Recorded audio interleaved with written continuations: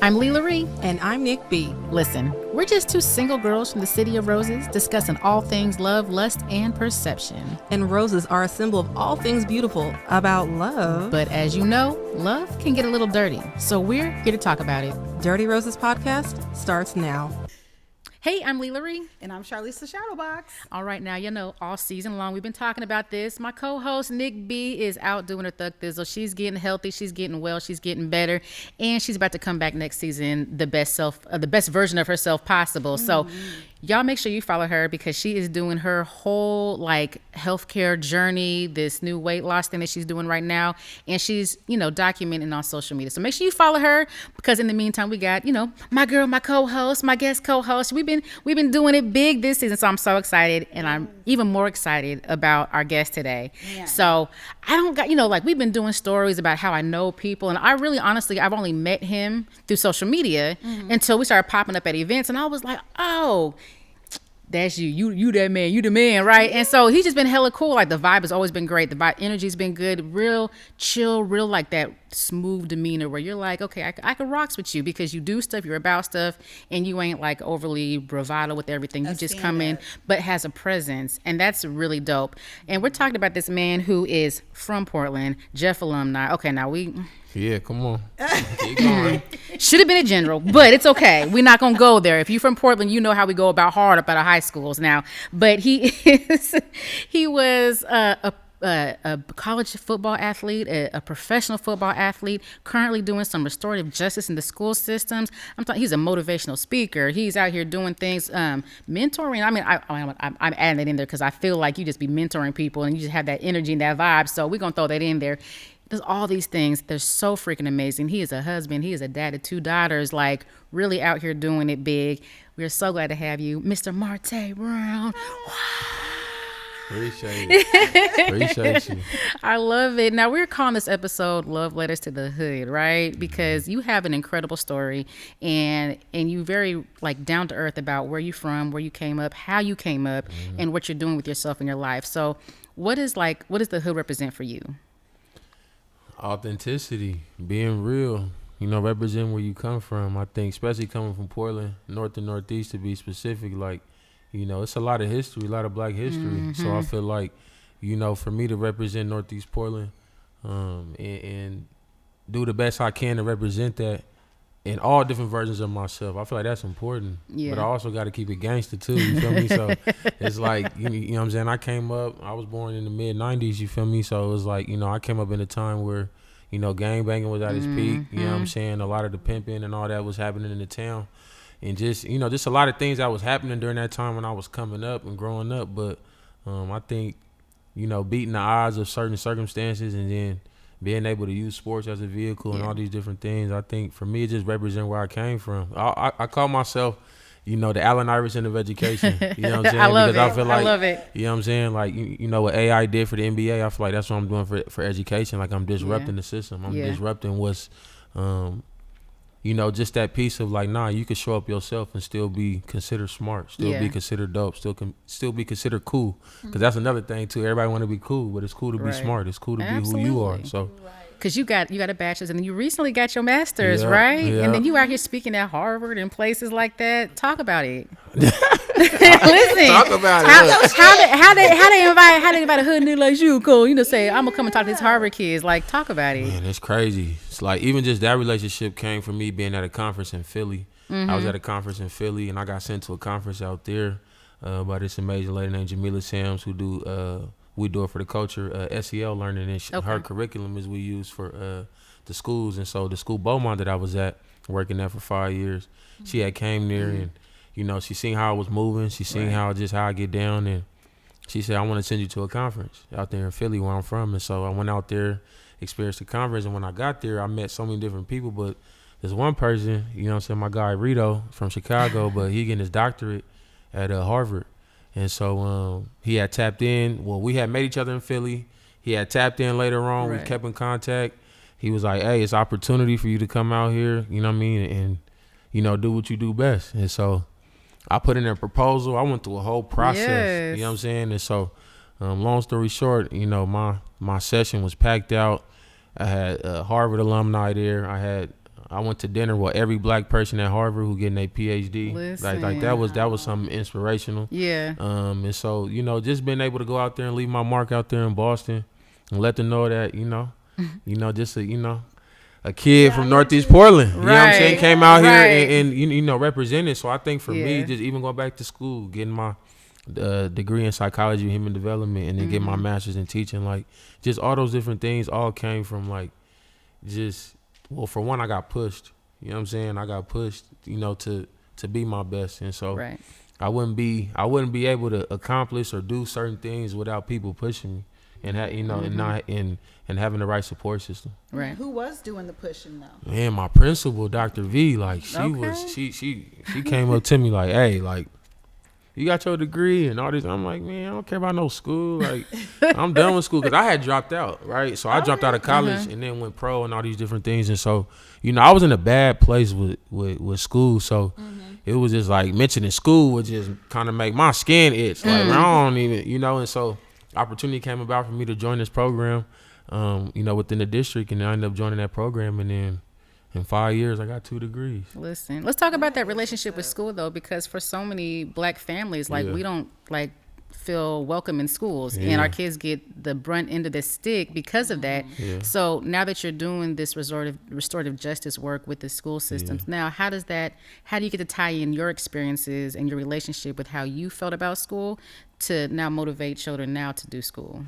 I think, just exactly that. Like, I've been in your shoes. Like, I know what it is. But also, too, I know what it was to be 7, 8, 9, 10, 11, 12, 13, right? And when you in those ages and in those spaces, you can only see what you see. Right. You know what I'm saying? And so if I don't like being in class because every time we got to do math, I don't like math, and I'm low in math and I don't want nobody to know, I act out. You're going to cut up. Right. Yeah. Because that's what I did. Yeah. You know what I'm saying? Behavior is communication. Yeah. And so it was like, for me, that's how it was. Like, I gave my math teacher at Jeff specifically the blues. Like, it's crazy. We friends on Facebook now, right? And so I remember him I ended up messaging him, or we messaged each other, and I told him, like, I apologized to him. Oh, wow. And just told him, like, I just apologize for being such a pain in the ass to you, basically.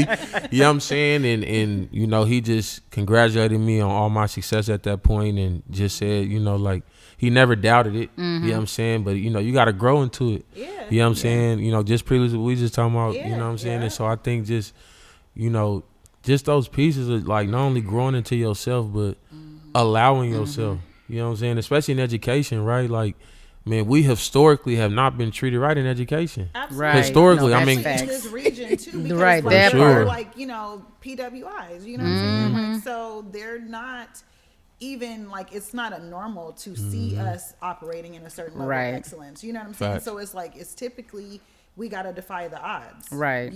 Unless you end up going to like a HBCU or something, then you get to experience that, and you feel kind of like, wow, I feel at home. Like, you feel like it's normal to be there. It's normal to feel like it's pursuing education. Yeah. But you definitely, like, coming from Oregon as a black person, you really looking at it like, okay, I either am going to elevate and leave, or I'm going to just stay here and do what everybody else does. Exactly. Yeah. And then mindset. It's not even the norm for us to see people who look like you that are in the schools either. You know? Right. Like, if we're gonna keep it all the way real, like, if you have a young black male that has a certain type of, background or whatever, like, a teacher that is trying to relate to you, you know what I'm saying, but you know that they ain't never walked in your shoes, they ain't never been things, like, you're a Poindexter, like, you can't tell me nothing, you know what I mean? So I absolutely love the way that you authentically show up, 100% you, you know what I'm saying, very transparent about you, your story, your life, you know what I'm saying, and you make this shit look good.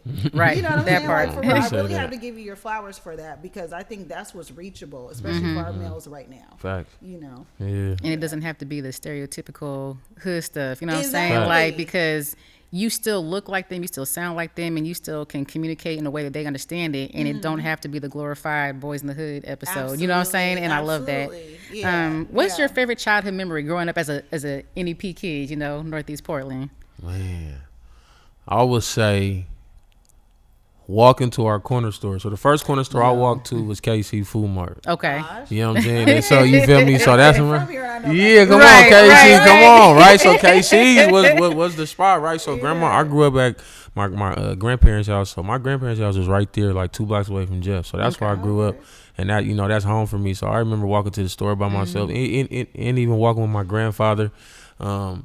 And you know what I'm saying, walking with the homies, you know what I'm saying, walking to KC's, getting barbecue burrito with the Arizonas, you feel me, like all that. Them 99 cents. Yeah, real shit. You know what I'm saying, when they had the 99 cent at the corner of the drink, you know what I'm saying. So it was like, man, like you felt like you was on top of the world when you had that type of lunch. Your bag of chips, barbecue burrito, you know what I'm saying, with your Arizona, it was up. I swear. Bro, back then, for seriously. sure. That's crazy. Seriously. So I think for me, like I absolutely love that, just, you know what I'm saying, mobbing to the store with the homies or with your loved ones, and you know what I'm saying, going in there and you know what I'm saying, getting all the junk food, you know what I'm saying, and you know those walks there to the store and them walk backs, man, them was moments of laughter, moments of, you know, not having to worry about what's happening in the world. You know what I'm saying? It's like me and 2 of the homies or 3 of the homies or a group, whatever. And it's like you just have fun. You know what I'm saying? Getting on the bus together, mobbing to parties. You feel me? I was on the tri-man going to parties. Yo. You feel me? With the homies. Riding the bus was cool back then. No, real talk. And you literally got dressed to make sure you got on the right bus at the right time because you was finna be seen. Yes, absolutely. For our kids now, because they really are cheated of those experiences. Yeah. Right. They can't hop on the bus to go to, like, you know, the little summer events and things like that.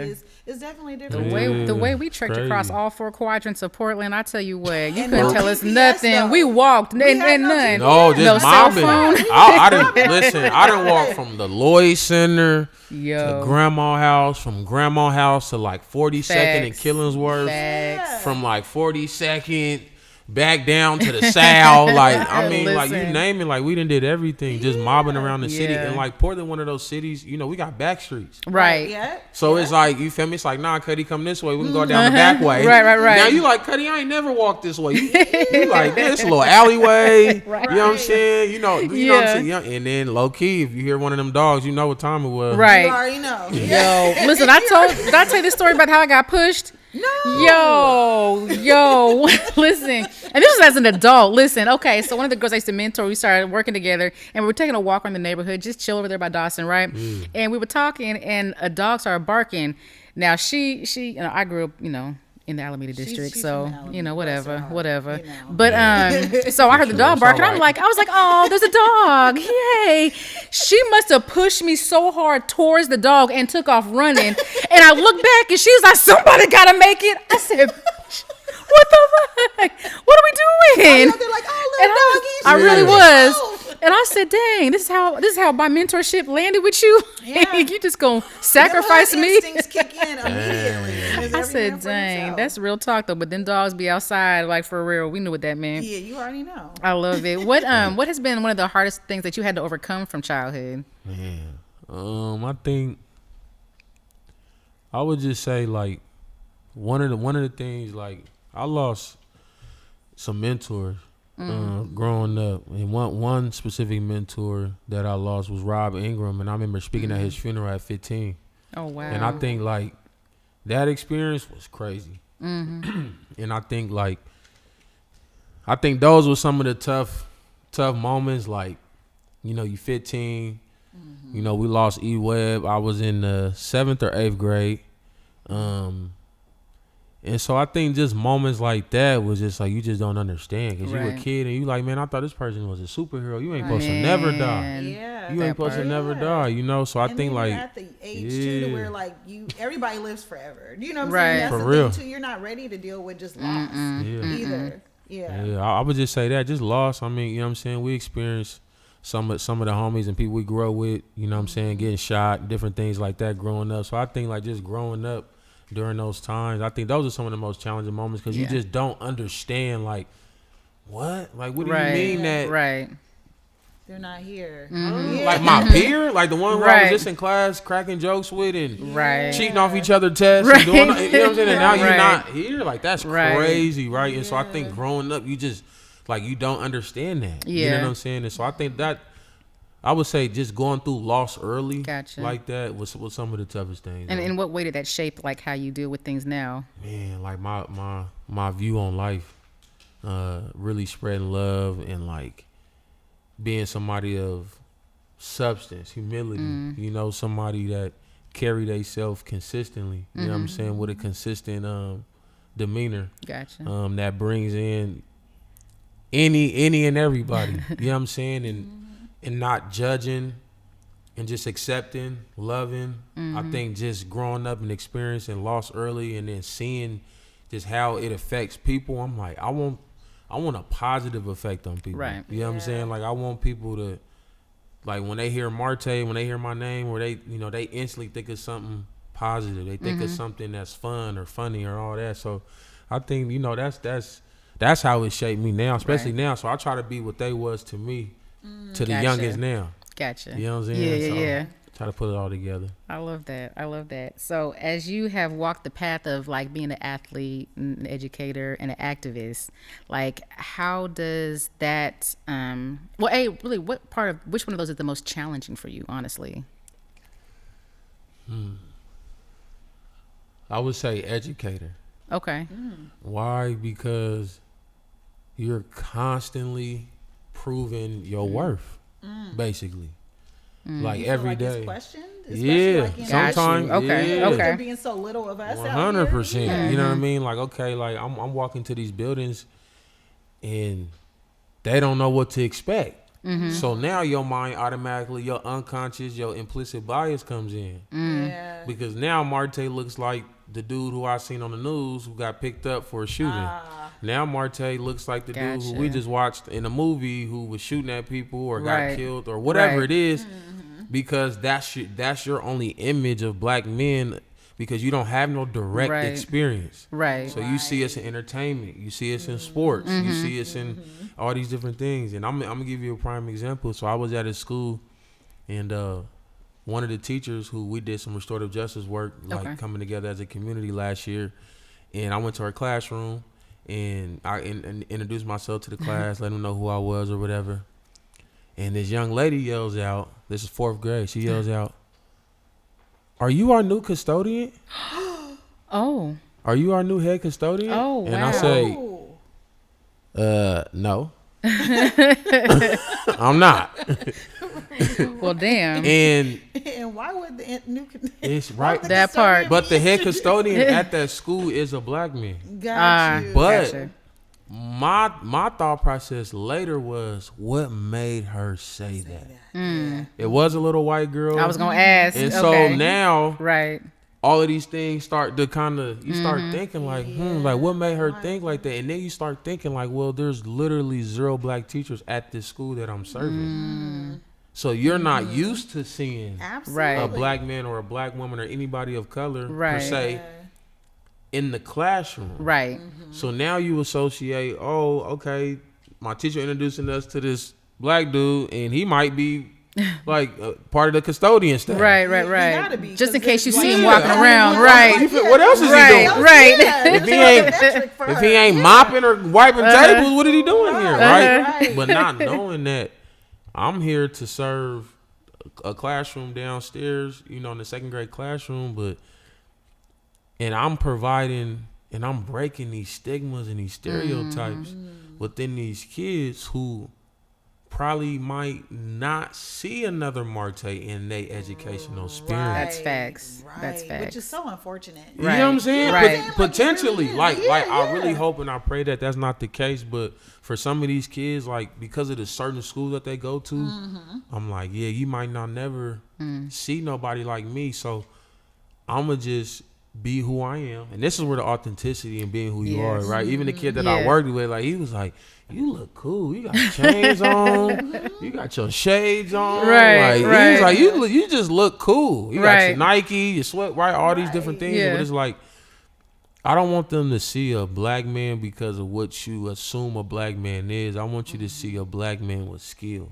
Gotcha. You know what I'm saying? Like, you know what I'm saying? I want you to experience a black man with an intuitive brain, somebody that can think on the spot, somebody that can help, somebody that can provide some sense of safety, community. Mm-hmm. You know what I'm saying? Yeah. Like, you know what I'm saying? Like, I want them to experience that.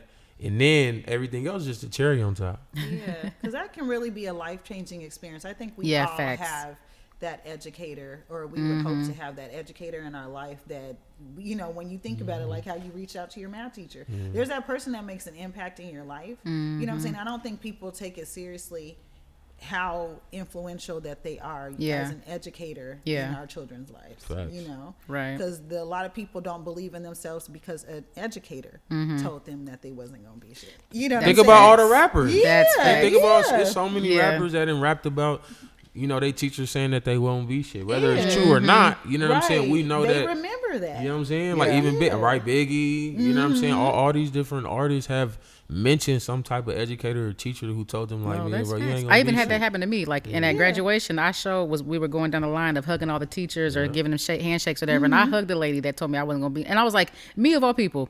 I'm like, yo, that's wild. But yeah, definitely told me I wasn't going to be nothing. I was going to amount to nothing. She didn't like how I was in class. And I don't even know why, because I was like a really good student. So it was just weird. But I sure hugged her. I was like, okay, cool. Yeah.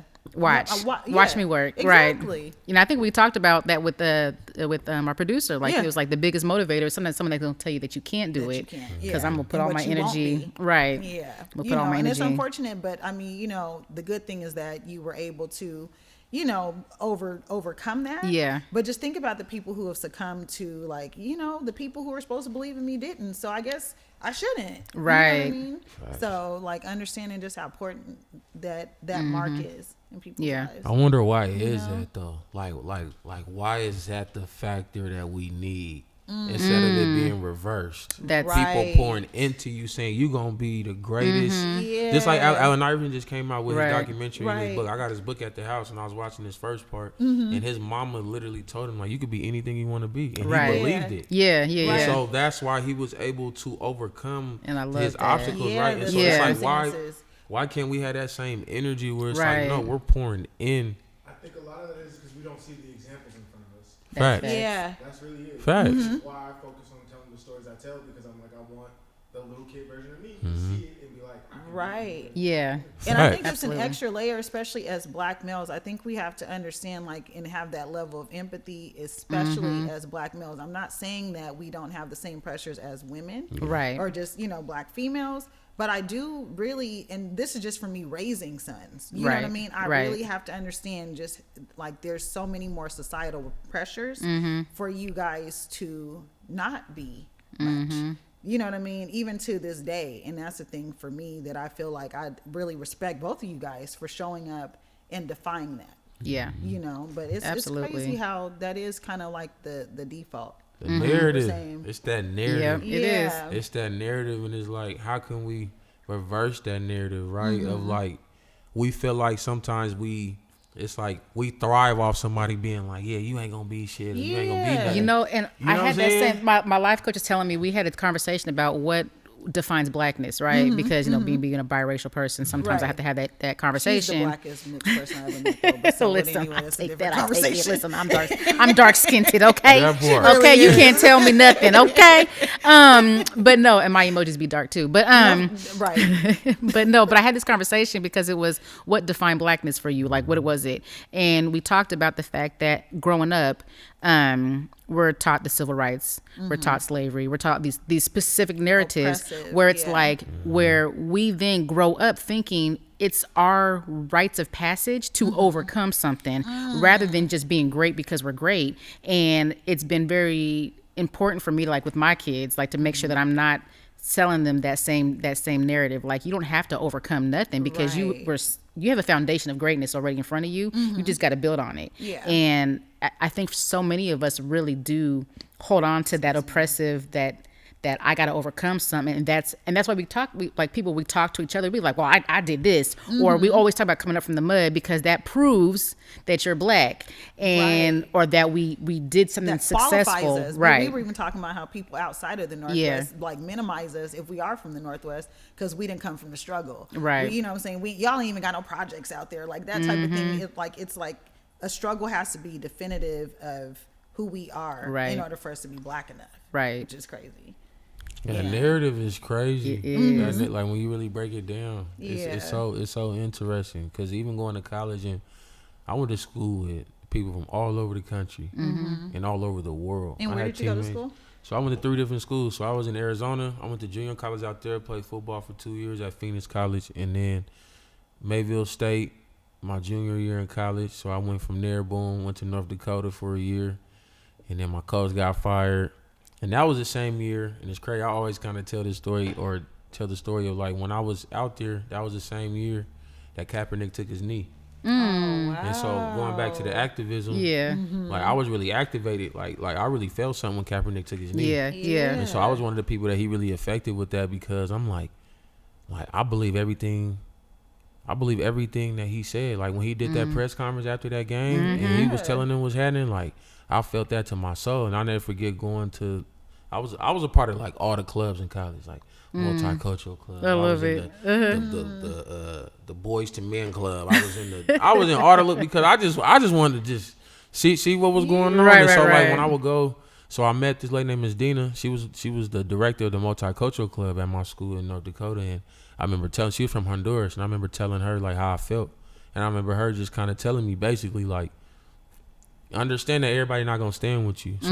So if you ready to really take that step and take this leap into this activism of that, then you know you just have to be prepared. Right. And like nobody's really prepared. Yeah. But just the mind state of like everybody ain't gonna be with you. And I remember fast forwarding to after practice, I told my team what was happening, how I felt, and I told them straight up like, well, this Saturday at the game, I'm raising my fist during the anthem. I was going to ask, what was your first act of activism? Throwing the fist up during the anthem. And were you solo in that? Nope. It was like probably 5 to 6 more of my teammates that same day who did it. Now, were they black? Yeah. Okay. Wow. Okay. They was, and then we had a couple of my white teammates that joined. But what happened was once they seen the traction, because it sparked the conversation. Yeah. Right. And I was like, wait, hey, hold on. Like what's?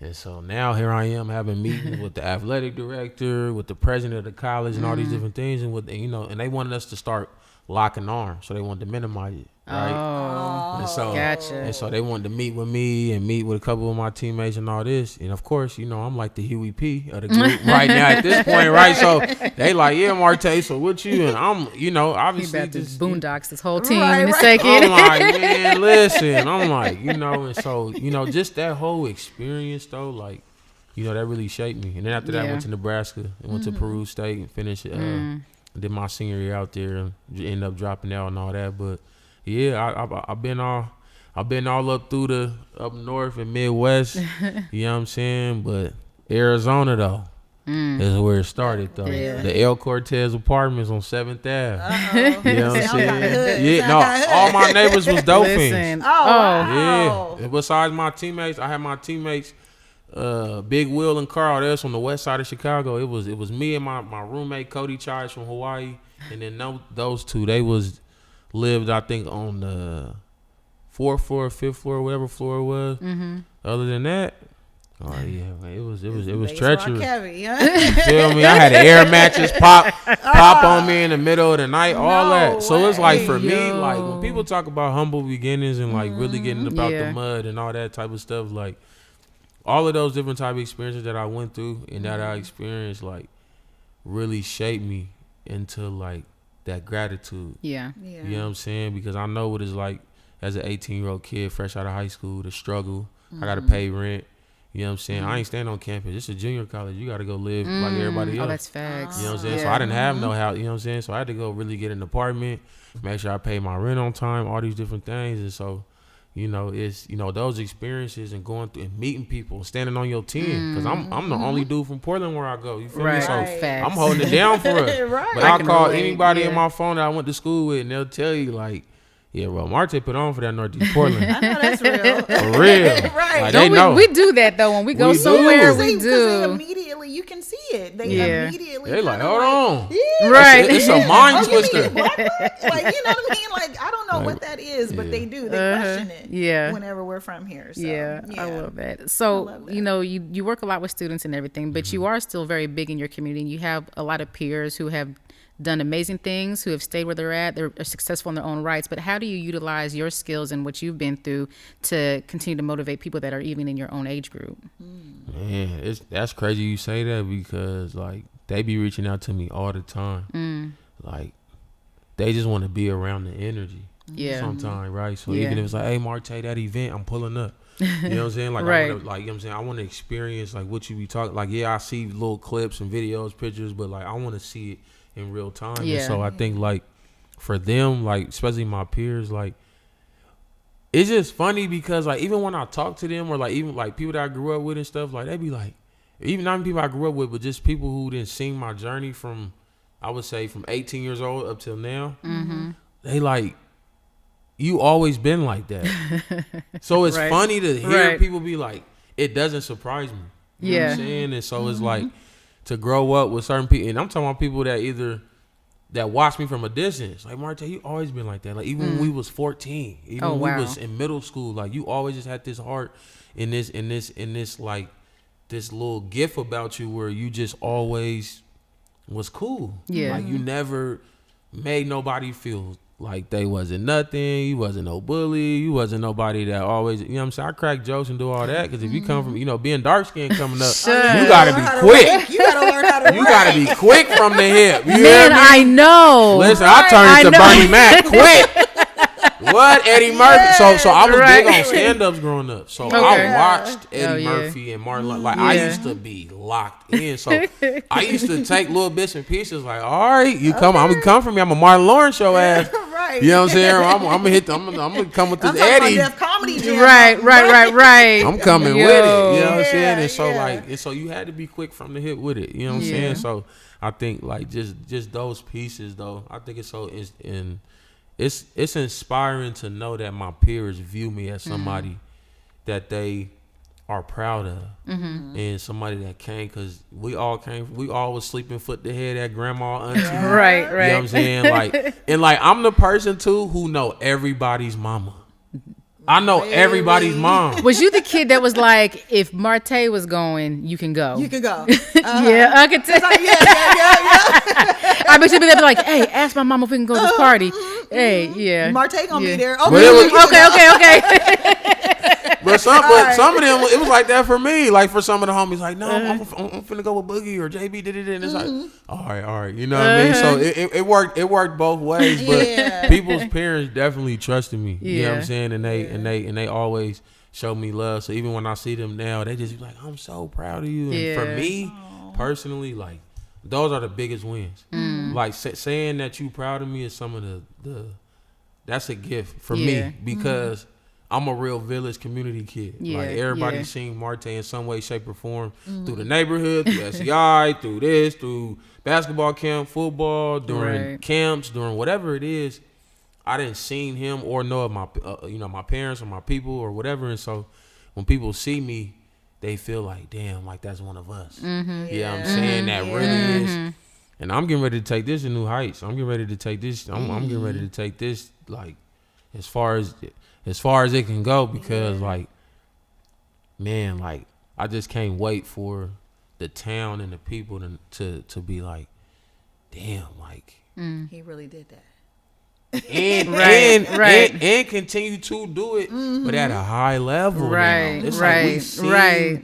the levels, and I think when people get to see the journey like that's different. That's different, and people have an organic respect about that journey, because it's like, damn, bro, we seen you go from here, like even just people seeing me with certain people. So like now the thing is like, damn, bro, you be with all the superstars, bro. I seen you with Gary Payton and Scottie Pippen and T-Grizzly and them all these subtle guys. flexes, You know, right? like, bro, did it, and I'm like, bro, I just listen. Things just be happening. You know what I'm saying? And like, I look up, you know what I'm saying, and I'm like, I'm in Ice Cube, I'm with Ice Cube and Dub C, just kicking it. Right. You know what I'm saying? But that's a testament to your making energy, peanut butter and jelly though. sandwich. Yeah, because That's crazy, what though. your work is what has For sure. brought you to these tables. You know what I'm saying? Your energy, the person that you are, how you show up, is what brought you to those. We talk about like men being leaders and things like that, and I always say that I steer very clear of somebody who wants and desires to be a leader, because I feel like being a leader there's something that you just kind of are. Absolutely. Like it just happens and it falls into your lap, and you just have that energy and that presence and that ability to do and get people motivated, right? Yeah. But the folks that are like looking to be leaders, right. Like I want to be a leader, I'm gonna do this. Like most people that are like leaders are like that's a heavy burden. Like I got to carry a huge weight. Like, yeah, you didn't choose it, and you can tell because things come to you. You're an attractor. So like as a person who has that presence, like things happen for you because it's supposed to, and not because you're seeking it. You know, you're not looking to be the attention person. So that's a good testament of that. Yeah. Is there anything that I know that we say we don't have regrets in life, right? Because if we did, we wouldn't be who we are, right? But is there anything that you would have done differently? I think I would have took school more serious. Definitely. I would have tried to get a 4.0. Gotcha. You know what I'm saying? I was able to do that in college, and like thrive in that. But yeah, I think I would have taken school way more serious. I think I would have asked for help more. Okay.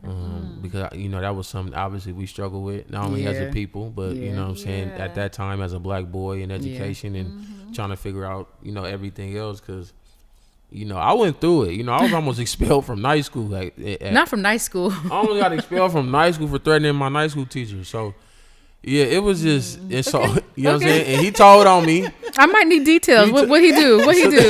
No, for real. To get you at a character like that. I think especially for because I watched my son. Yeah. I can just say a lot of times in these spaces, they're antagonizing. Bro, I was like, hold on. Spaces, and they will. They know what they're going to get from you. They know he got it that day. I was gonna say, what was the straw that broke Martae's back? I know. So he was like, so we was in class or whatever. You feel me? And I'm in there doing my 1-2. I think I cracked a joke or two, whatever. And then he go or 3 or 5. You feel me? And he was like, basically, like, you ain't gonna pass my class if whatever. And I'm like it got silent. I was like, I'll beat your ass if you don't pass me. Ooh. I just said out of reflex. Just boom. I was like, oh shit. You know what I'm saying? So, I didn't mean to say that. I was like, damn, I ain't really mean to tell him like that, but you got to stand on it now. I said what I said. It is what it is now. I had night school twice a week. So the next day I had Spanish. I'm sitting in Spanish class. And the campus security come get me, take me to the office, told me to grab my. Man, they said, buy a key. Man, I went to that office. Shout out Mr. Miller because he had my back. And I went in there, and I remember the night school principal sitting at a table. I'm sitting at her desk, and she was like, you know what happens when you threaten a teacher? And I'm sitting there like, threaten a teacher? You know, as a kid, we got short-term memory. I'm like, I start thinking, I'm like, oh snap. And so I remember her, she was like, well, I gotta call your mom. I was like, hey, check this out. Please don't call her. Hey, hold on. Like, mom at her second job. Right. So, you better not call her. Mom, she look like she don't play. I'm sorry. And I'm the oldest, so I got mom in her prime. I got mom at her. I was really active. Oh my goodness. And I remember telling night school principal, like, hey, like, don't call her right now. She's like, yeah, I'm like, so I'm sitting there. She called. It rang about 3 times, y'all. I'm like, please don't pick up. Please don't pick up. She picked up. She said, hello. No. He said, yeah, this is such and such from night school. I've been saying whoopty wop. She get to explaining. And all you heard after she got done talking, put him on the phone. Mom said, no, he gotta graduate. He a senior. And you just hear on the phone like, no, like y'all can't expel him. Yeah. Like, no, right? And so let's pause there for a minute. It's crazy even talking about it now because I wonder, was that her unconscious saying, no, I can't allow my son not to graduate high school or else. Right. Dot. Yeah. You feel what I'm saying? That's what it could have been. Mm-hmm. Right. If y'all, because I ain't gonna lie, if I would have got expelled, it was over. Yeah. Right. I was off the porch for real. Right. Yeah. I was already tiptoeing just because of how I grew up and the homies and this and this. And so it was already kind of like double dutch. You feel me? So I was just kind of doing this. And so, you expel me, it's over. Right. It's over. It's up. That's the only thing that's keeping him on the straight and narrow. And right. as a mom of, like, I shared my story. that was the pivotal moment for mine, because he did get the exposure. You know what I'm saying? Like, so it definitely it can change a person's life. You know, sometimes it's the only thing that's keeping you in check. So that experience, like that shaped me. Especially my senior. This is my senior year, y'all. This ain't no freshman. This ain't no sophomore, junior. Like, this is your last year, bro. And they talking about giving you the boot. Right. Not on the ground, but out the school. You hear me? He said, ain't no boots on the ground over here. He said, them fans is all the way over there. We ain't. They're gonna fan me right out of there. Because they said, if you get expelled from night school, then you got to go through day school. And so Jeff advocated for me. Nice. I remember having a meeting with all my teachers and all these different type of stuff. And so, like, it's just crazy. But, you know, mom, you know, shout out my mom. Like, she was there with me through it all. You know what I'm saying? Dope. She rode with me. And, you know, I'm so appreciative. You know what I'm saying? Like, you know, I'm the man I am because of, you know, how strong mom was. You know, and because she had to be. You know, 3 kids. You know what I'm saying? A lot of things went a lot of different ways, but she did the best that she can with us. And I'm the oldest, me and my 2 sisters. And so, you know, I raised my sisters too. And so, you know, mom trusted me at a young age to, you know, hold my end of the bargain. Right. You know what I'm saying? And so it's funny. I always tell people, I'm like, you know, I'm not a mama's boy, but, you know, my relationship with my mom is very important because of just how she raised me. You know, you know what I mean? She didn't baby me. She gave me tough love. You know what I'm saying? She showed me what it was to stand on all 10, stand on what you know, on what you say, but also carry yourself with a certain pride. You know what I mean? With a certain, so it wasn't for her just, you know, really advocating for me the best way she knew how. You know, like, I don't know, you know what I'm saying, where I would be, you know, so, you know, moms, you know, she held it down. Love you, Mom. Shout out, moms. I love that. I love it. I love it. Well, let's talk about your wife. We're talking about moms and stuff. So, like, you had all these things going on, right? And you out in the public, you're doing all these things. How do you navigate and maintain, like, a healthy relationship and balance in your marriage? Yeah, I mean, every day is, you know, you just trying to figure it out, you know, but, you know, finesse is super dope. And I think, like, the way, you know, because, you know, I'm not an easy person in terms of, like, it come with a lot, right? So she thought she was popping. She thought, I'm finesse, a.k.a. Sheeta, I'm this, I'm that, all that. And then here come Martae, and it's like, whoa, like, you popping too. Right. And so, like, just, you know, just understanding, you know, just who we are as people. Right. You know what I'm saying? And one of the things that I try to, you know, tell her is, like, I don't love you for your titles or, like, all of that. Like, I love you for who you are as a human being first. Like, all that other stuff come after that. But just you as a person, you know, that's who I rock with. You know what I'm saying? And I think sometimes in relationships or in different circumstances, like, you know, sometimes it could be transactional. Sometimes that's facts. You know what I mean? Like, it could be, I don't care how long y'all been together or none of that. Like, it could be very transactional, right? And it's like, I don't want just transactions. Like, we trying to experience, you know, life, right? You know, and you know, together and try to see what's happening. You know what I mean? And travel and see the world. We did a family trip to Jamaica for my 30th this year. You know what I'm saying? And it was lit. It was lit. But, like, one of the things that I was so appreciative of is I remember sitting on the balcony. It was me, Grandma, Finesse, and Sherm. I know we just talking about my mom and love before this, and so it was like we was all just on the balcony, just cracking up, laughing, cracking jokes. You could just oversee, like, the water and the trees and all of that, and I just was just thinking to myself, I was like, damn, like, I'm blessed, like, I'm grateful for this moment, you know, and for a lot of reasons, you know, women raised me. You know what I'm saying? Like, I come from strong women, and so now it's like I got 3 strong. I was gonna say 1 woman and 2 strong girls. You know what I'm saying? I got right because it's, you know, you got you know, my oldest is 16, and then our youngest is 5, and so, you know, like, girl dad.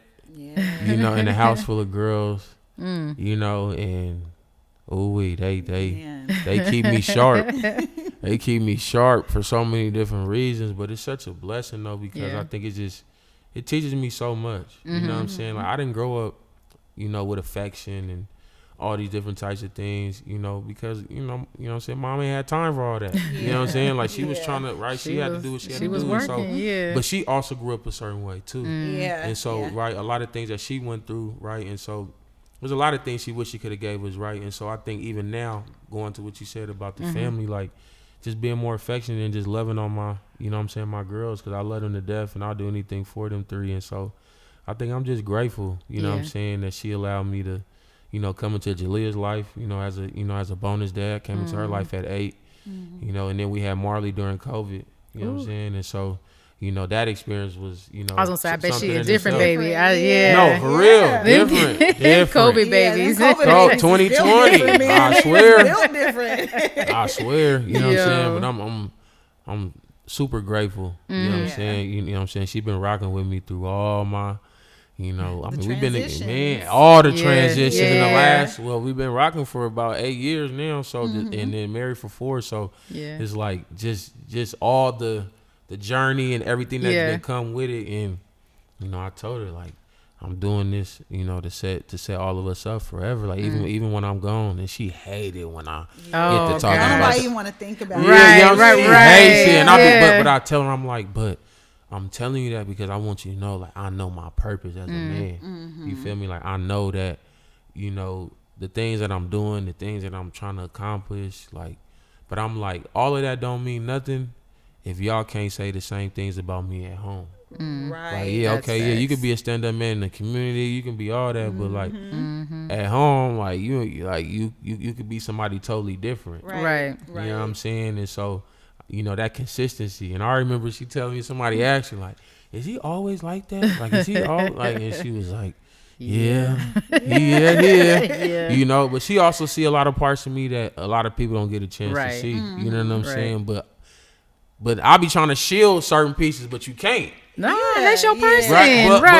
But as a man and having that pride, it be certain things that I don't want her to worry about. I don't want her to. That makes sense. And so that be getting in my way. But then y'all know, as women, y'all be like, come talk to me. Here. We gonna pat you in the back. We got you, boo. No, for real. And so learning that, like, like, she has taught me so much with that. Like, just trying learning to be like, letting her be your safe space or that soft space. You know, and this, you know what I'm saying? And just as a man, like, those things is just so pivotal for you internally. So it's like, now I'm about to give that out to somebody, who I'm sharing a life with and all of that. But also too, like, you like, nah, but I don't want her to be worried or think that I ain't got it together. You know what I'm saying? Yeah. But I'm learning that it's not even about all of that. It's just about, like, the vulnerability. And I'm learning. I'm still learning. I'm still working on it. I could imagine that would be probably one of the tougher things for you. 100%. Because of how you had to show up in so many different spaces. 100%. I can see that. I'm sure the vulnerability, man. That's the biggest. That's my biggest kryptonite, right? Like, I'm an open book and all whatever, but being vulnerable is something I'm just really trying to work on, and you know, every day I'm trying to get better, and so.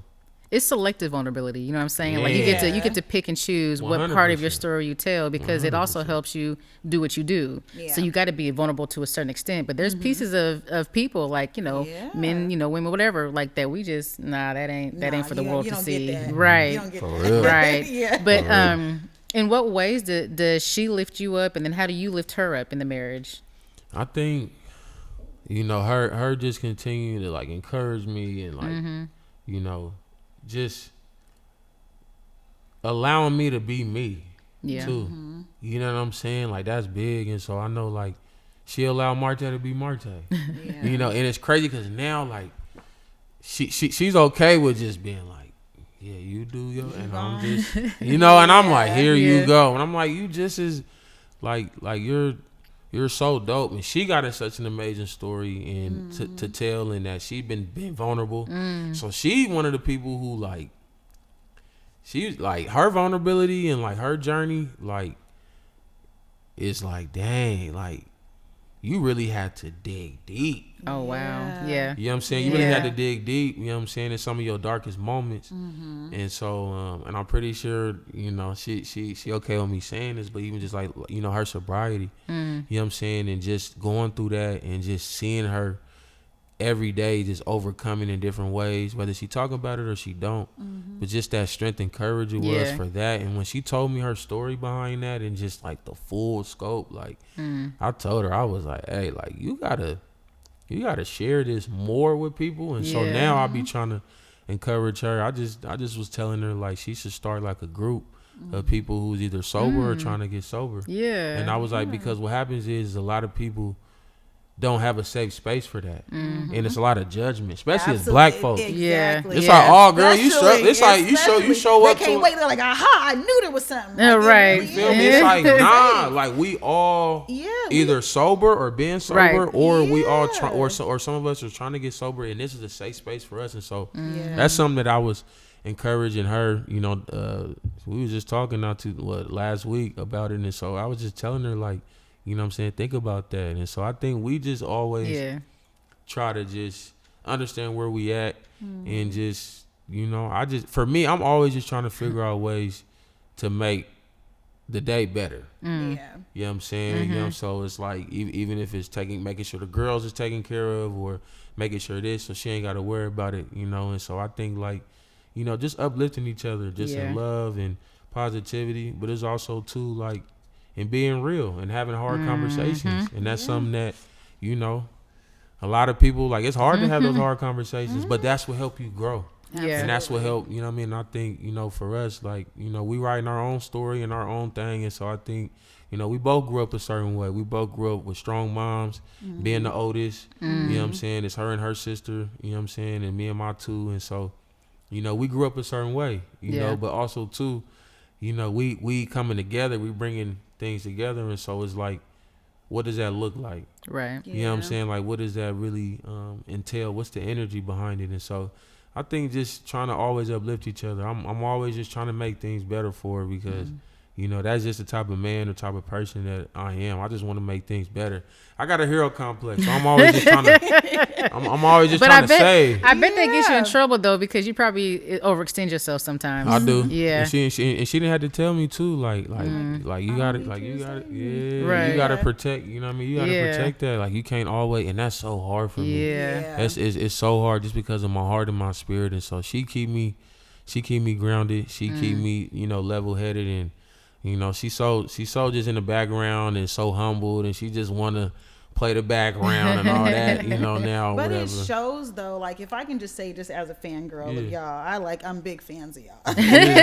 Just from the outside looking in and just observing and being around for so long, you know what I'm saying? Like, to see how much you guys celebrate each other, that's one thing that is, like, apparent. You know what I mean? Like, you can tell you guys are each other's biggest fan. You know what I'm saying? Then there's me. She in the bush is like, I like how you did that. Like, especially in a lot,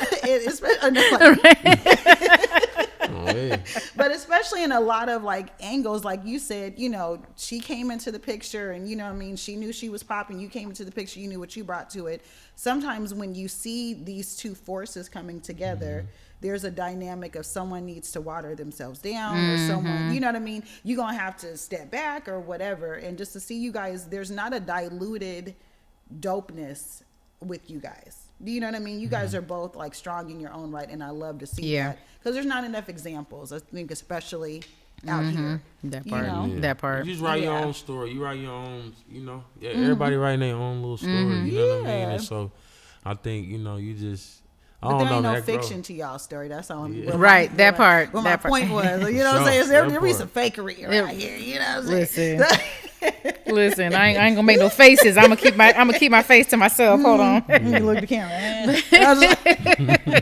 We talking about you, right? Okay, you. No, but how do you, like, with your dynamic of your marriage as well as what you do for the community? How do you utilize that to parent better? Man, I try to slow down. I try to slow it down sometime and check myself. I know with me working with a lot of, for example, even just with my youngest, with my daughter Marley, like, you know, she'll be in kindergarten next year. And so she's our last year in preschool, and I work with a lot with elementary kids. Okay.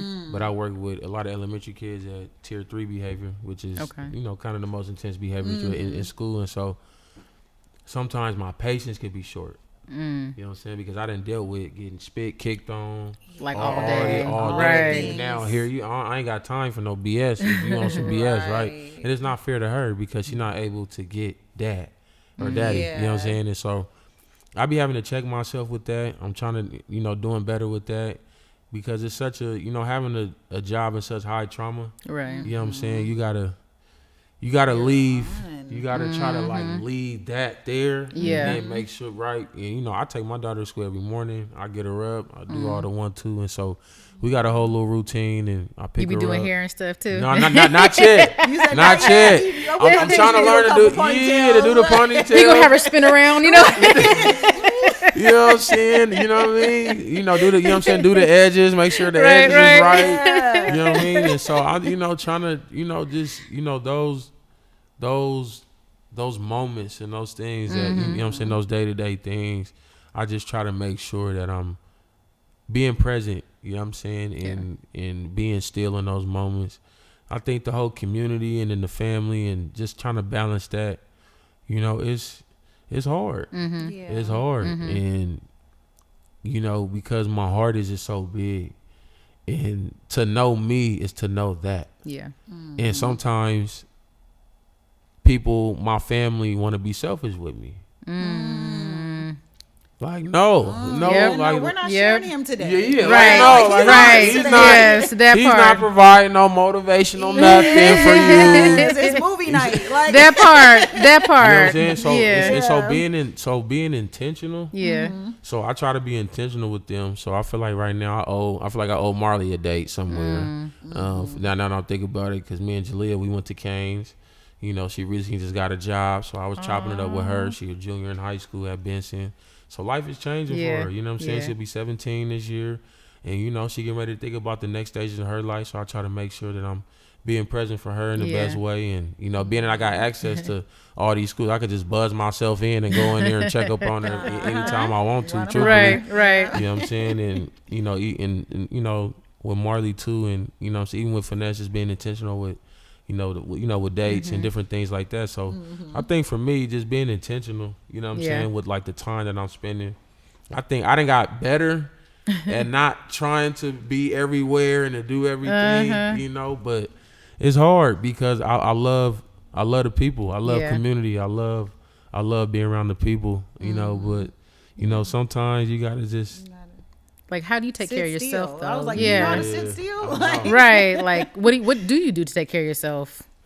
Honestly, just sitting around doing nothing. Like, watching my sports. Yeah. Eating my favorite food. I'm a fried shrimp fried rice type of guy. That's real. You know what I'm saying? So, my favorite foods and just chilling. And it's crazy you say that because I watched Den of Kings with Kirk Franklin and all of that. Yeah. And one of the dudes had just recently said, Kirk Franklin asked the question, like, what brings you joy? Right. Like, what makes you happy?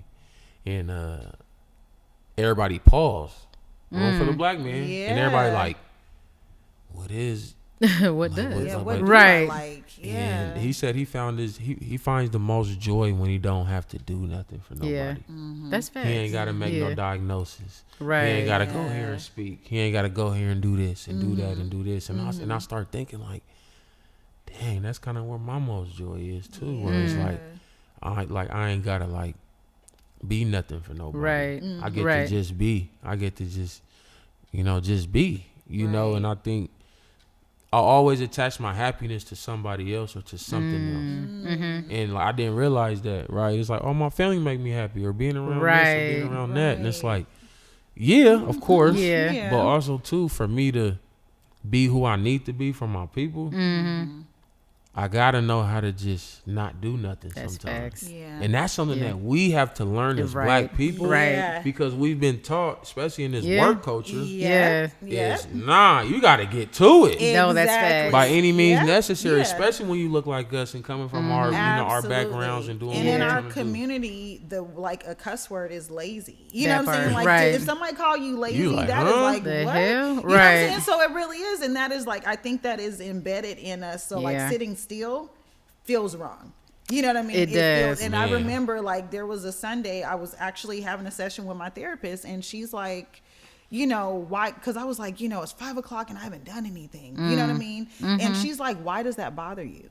And I'm like, I don't know how not, you know what I mean? I feel like I should have been doing something. You know what I mean? And she was like, stillness is self-care. That part. And that was like, I was like, okay, that's cute. You know what I'm saying? Yeah, no, but that it part, still, like, okay. It still wasn't resonating with me until I realized that, like you say, like my best days and the days that I'm nurturing myself is when I didn't have anything on my agenda. And I allowed myself that, because that's our problem. We don't allow that. Also, it's so hard because we all work in service industries, and it's like your job is to care for people, and you do a good job at it because you have a good heart. You care for people, and it's hard to turn that off because you care for people. There's always something that's needed, and you recognize that in the community. Like, you're like, I see something that's a need. I know how to fix it. And being a hero complex, you know what I'm saying? You'd be like, I can't not address it. I can't not fix it. I can't not help this person. I can't not say something and do something. And caring for yourself almost feels like you're taken away from the community because you didn't do your job. And so it's like, I've had to unlearn it myself. Like, I can't care for nobody else if I'm depleted completely. My kids suffer from it too. So I'm like, yeah, you gotta take care of yourself. I know I started listening to nothing in the car. I drive silent now, and it's so weird. Coming home from work, because I done talked all day. So yeah, like sitting silent, no playlist, no podcast, no whatever. You know what I'm saying? Is another thing that I've had to grow comfortable with. Because silence is another thing that like I couldn't do. No, facts. Facts. So I'm got to be filling in the space. And it's crazy because my bro told me, we was talking like 2 weeks ago, and I remember him saying like, we all know when we call you. He was like, even the homies, like, we know that you gonna tell us what we need to hear.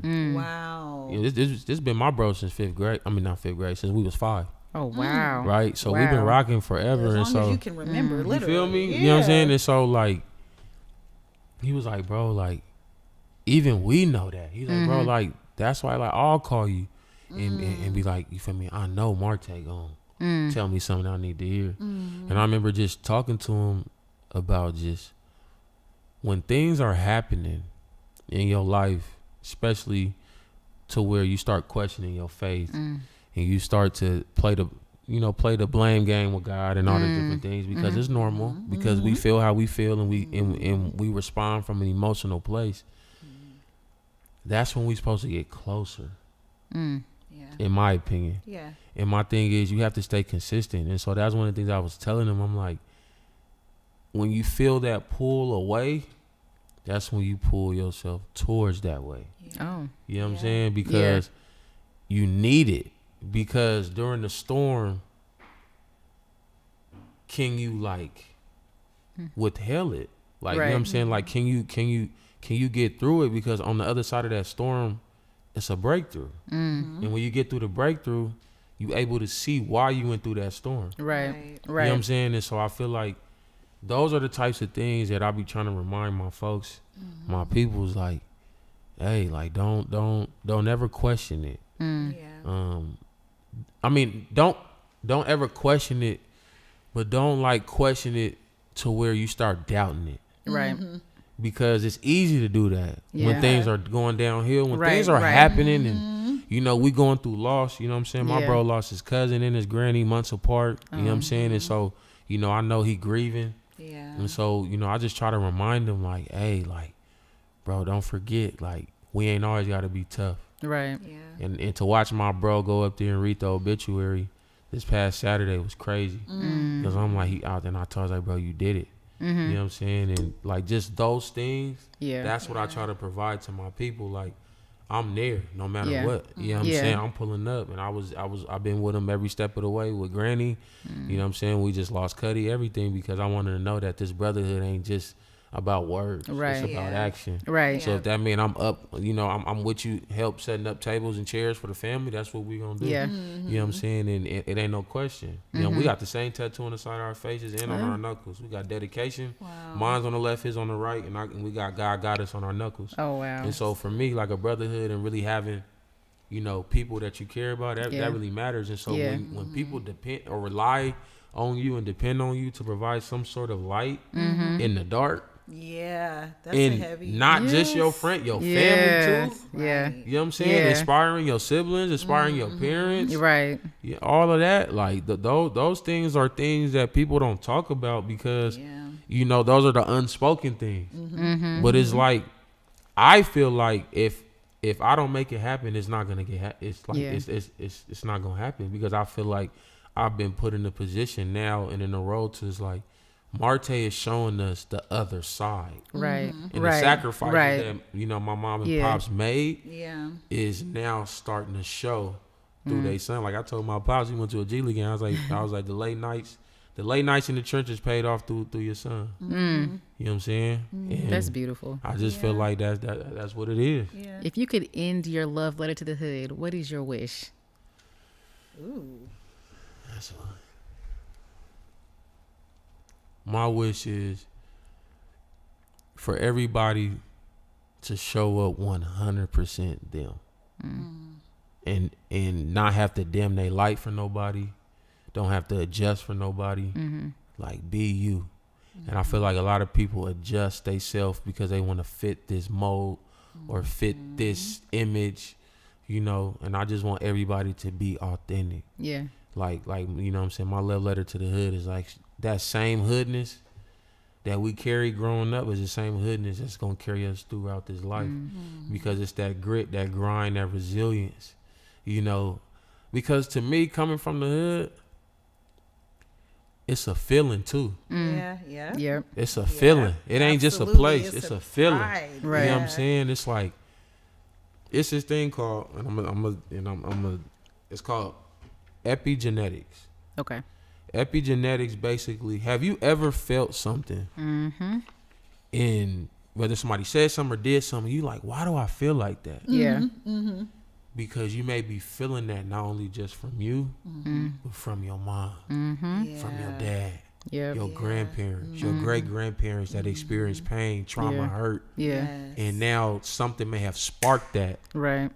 And now you like, why do I feel like that? Like, why? Like even just that event. Yeah. With Dr. Joy. With Dr. Joy. Yeah. And I got this overwhelming feeling in my body and my soul, like, of emotion, of clarity, of you're exactly where you're supposed to be. Right. Like, you're doing exactly what you've been called to do. And I think that epigenetics is connected to the authenticity of everybody showing up how they're supposed to. Right. Because we're a representation of our people, our grandparents, our great grandparents, the people that we didn't get a chance to meet. Yeah. Absolutely. So I feel like that love letter to the hood, we owe it to them to make sure that we show up as authentic as we can and be who we are, because that's what makes us who we are. I love it. I love it. I love that. Signed. Signed, Martae Brown. Yes. I love it. That's a hot 16 bars. Right There you go. Mic drop. I love it. Charlisa, Yes. what's your love letter to these heads in the community? The love letter to these heads in the community today is the Amavea shampoo and the Amavea conditioner. So these are our newest products. These are, as everyone knows, these are products that are, you know, carefully formulated by me. Yes. And these are literally my love letters to my clients. You know, they needed a little bit of extra moisture for them curls. So this is a little bit of extra love for y'all. You know, you can check this out at MylaniBeauty.com. These are our newest babies. They smell amazing. They feel amazing. And, you know, it's literally, you know, my love to you in every single bottle and every single jar. So, I love it. And make sure when you go to that website, you use the code Leigh, because you get a little extra love. Yeah, extra You know, it's a little love. extra love. You know what I'm say saying? that. I'm saying. Knock that price down. That's right. Listen, That's right. Look, people getting benefits cut. They need every extra little bit of help. that they part, can that get part, now, okay? that part. Mr. Martae, where can people find you?